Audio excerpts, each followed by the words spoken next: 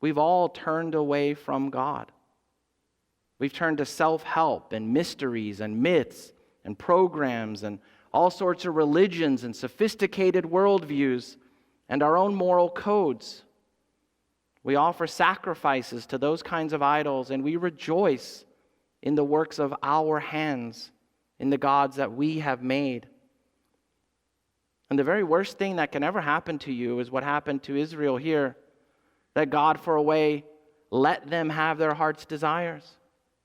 He said to the people, okay, if you won't say, God, thy will be done, then okay, feeble little man, go try it your way.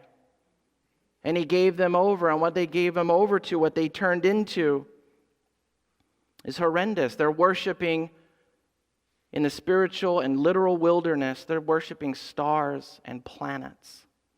They're worshiping Saturn, and they're worshiping Moloch, a pretend god who has a very real call. He asked people to give him their first child as a human sacrifice.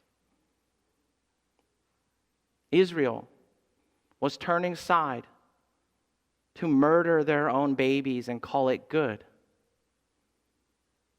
But wait, we do that by the millions in our country today. We live in such a dark and twisted world because we too have rejected God. And when we reject God, all forms of insanity are possible. When we turn away from God to worship anything and everything else, we get life all upside down. Our nation's elites right now can't even define what a woman is. We suffer with astounding rates of violence, depression, abuse, addiction, human trafficking, child molestation, out of control greed. We call evil good and good evil because we've turned away from the living God and we've turned to our very own truth.